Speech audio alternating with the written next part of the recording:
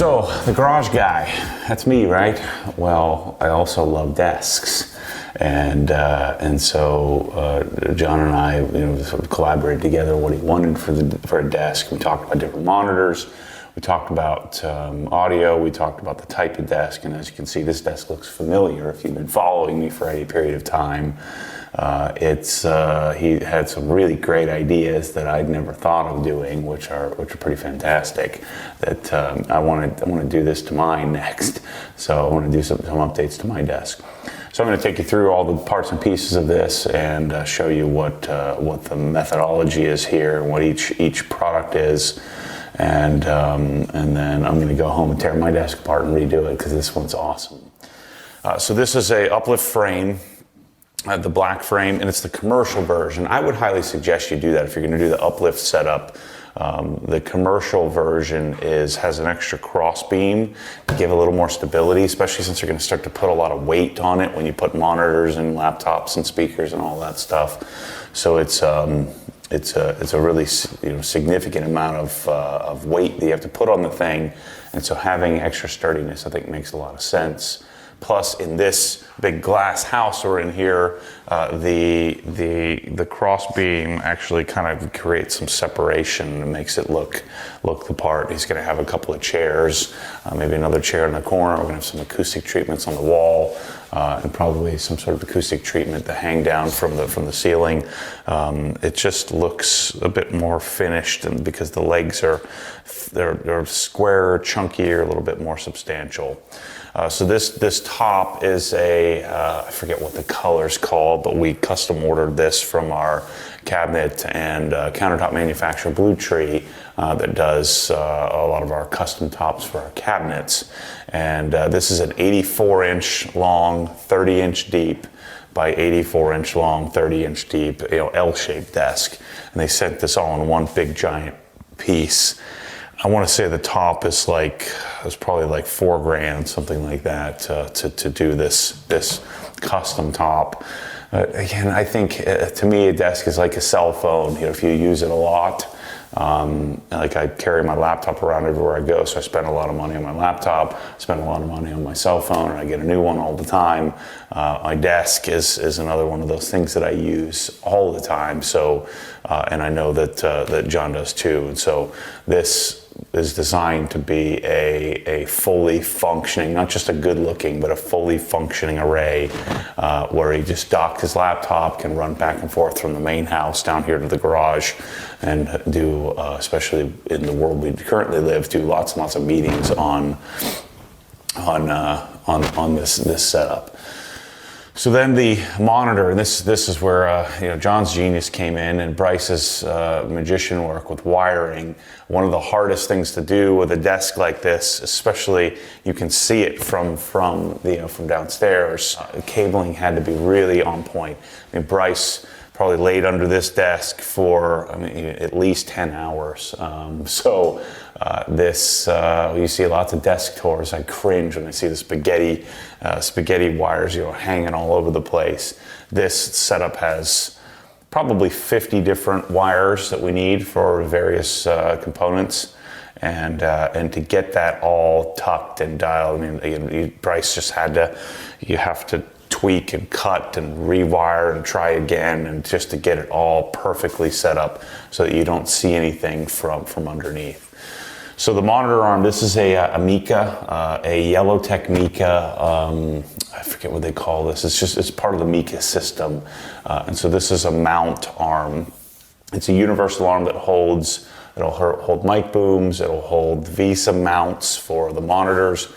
So the monitors won't change vertical plane. They'll only change in the horizontal plane. I spent so much time getting it tweaked here, so I don't want to mess with it. But these are dual 27-inch monitors attached to the Yellowtech system. Yellowtech is a German manufacturer. Anytime you buy this stuff, it always has a UPS or a DHL sticker on it that says from Germany. Most companies drop ship direct from there. So I guess I should probably become a Yellowtech dealer. If we start getting into desk design and stuff like that, maybe we would. But the Mica system, this is the think this is the medium height. It's something like 26 inches tall. We bought several different versions of it to make sure we got the right height. And these are dual 27-inch LG 5K displays, the one that were made in partnership with Apple. So the 5K displays are, you could do a single ultra wide. Nobody makes, at least not that I know of, not that I'm aware of, a quality of monitor like this in a ultra wide. Plus, I know John prefers a flat display, and so it makes sense. It made sense to set it up this way.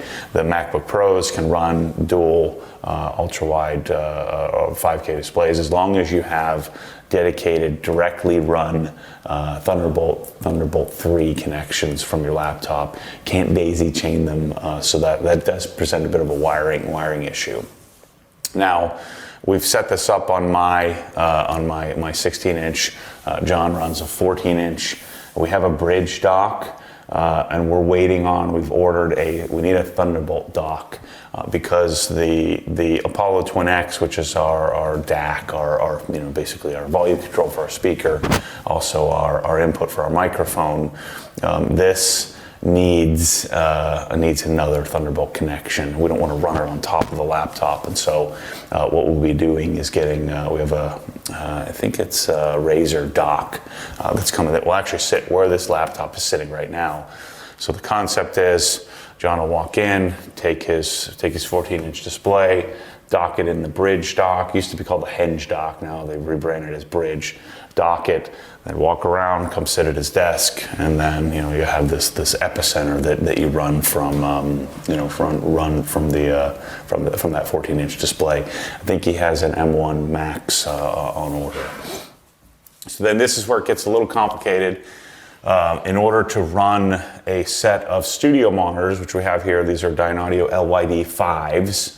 In order to run those, you need some sort of connection or some sort of digital to analog converter. We need something that has XLR output because these have an XLR cable input, and then the amplifier is built into the speakers. And so this is an Apollo Twin X, which we bought this. This is, I think, $1,100. There's a new version called the Solo, a new version of the Solo that's also Thunderbolt connected that we could have used. We bought this before that one was really available. But this is a pretty sophisticated engine for recording, and we're not using all the capability of it. I think it has a dual Intel Xenon processor or something like that. I know Xenon's kind of old, whatever. It has dual processors built into it. That's why it's called the Twin. But this is where we would adjust volume. It's also where we have a preamp for our microphone, and so our Shure SM7B can be used to input into our laptop for hosting meetings and recording. John does a lot of training, and so when he's hosting Zoom meetings, he's going to actually record separately and wants to be able to have quality audio as well for the video. So this then from Thunderbolt out of your laptop into the Twin X, and then we have TRS, which is an 1/8 inch connection. Think big headphone connection. TRS then runs down to our Dynaudio Sub 18S. The Sub 18S is overkill as usual. The other hardest part is this is a standing desk, and so the desk does need to be able to go up and down, and so you can see Bryce had to spend quite a bit of time deciding what size the umbilical cord was going to be. And so this umbilical cord needs to have XLR coming up to the speakers, TRS going down to the subwoofer, power coming up to the desk as well, and power to the, which you saw, we showed earlier, the giant strip. So we have a giant power strip down on the bottom of this so that we could get all these powered connections here. And so the Sub 18S is dual 9-inch woofers. It has a DSP built in, and because We don't really have any DSP or tuning functionality for the speakers. The Dynaudio already has software built in there to have a DSP program set up specifically for the LYD5s. And I want native audio anyway, and so the audio comes out of the laptop into the universal audio at a super high speed with 40 gigabits, 50 gigabits per second, Thunderbolt 3, and then out TRS into the subwoofer, unprocessed, if you will. The subwoofer does the processing, feeds the crossover signal to the LYD5s. We do have some adjustments on the LYDs to set those up as well. I always set them to dark. So they're, which shifts 1.5 dB off of high frequencies onto low frequencies, and then we'll have a perfect, really amazing stereo image that'll sit right in the middle of the two monitors. These speakers image really well. Now, again, these are speakers designed for recording studios, but they work as, I think there's probably one of the world's best, options for a desk setup, especially if you pair with either a sub 9S or sub 18S. I've fallen in love with the Dynaudio subwoofers, which I wasn't expecting to. And then he has a Stream Deck, a short SM7B on a Yellowtech mic boom. So what he'll do is he'll bring the mic out like so and have the mic, in position. This was John's idea, not ours, which I think actually works out pretty fantastically well. He'll pick a monitor to set up on, which would probably be this monitor, just the way the mic is set up, and he'll function where, we do have dual 1080p monitors, or microphones, and cameras on each display. But if he wants to record something higher quality, this is a A6300 Sony with a Tilta cage. This is the Yellowtech camera arm or camera attachment, which is a ball head. So this, when loosened, is fully adjustable. And then we've actually set up a lav mic as well, so he could record in camera. We could run this all through the Stream Deck. So this is the Elgato Stream Deck that will allow him to switch scenes. And so that's the setup. I don't know what all the stuff costs, but $15,000-$20,000 setup here to get your desk functioning. You need a Bryce, or you need a couple of days of your time to really focus on getting the wires set up. We'll put in the description all the different things that we have in this desk. We bought wire loom, zip ties, all kinds of sticky things to attach the desk, which we've shown here. Right now the lights are set to 2700K, and I don't have the app installed. He has an entire compound Lutron HomeLink system. These are Lutron Ketra bulbs, or I guess recessed fixtures, where they have complete control of color temp. I like to run a cooler color temp in my office, somewhere around 3500 or 4K. We're up here early shooting this video, so I can't change it. But this is really awesome. We were sitting here looking at the desk, thinking, what other crazy people would do this kind of thing, as well as building an office in this as well. But it's one of my interests. I think I should get into desk sales as well someday. I guess we can, because most of these big garages, my garage as well, and I have an office attached to it.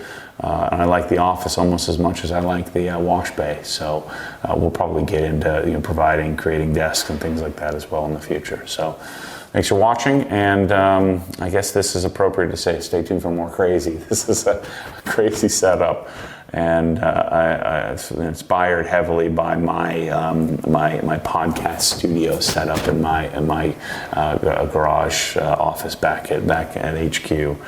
So if you have questions, hit us up, support at obsessedgarage.com. We do stock the Dynaudio speakers. I didn't mention these are isoacoustic stands that we have the speakers on. I've been trying to talk isoacoustics into allowing me to sell this stuff. They aren't playing ball. So maybe I'll send them this video and say, hey, do you want to sell these to people, or do you want to just keep them for yourselves forever? But we have the sub 18Ss in stock. We'll see you on the next one. Check out the rest of the series, the build of this garage, and hit us up if we can help. Thanks for watching.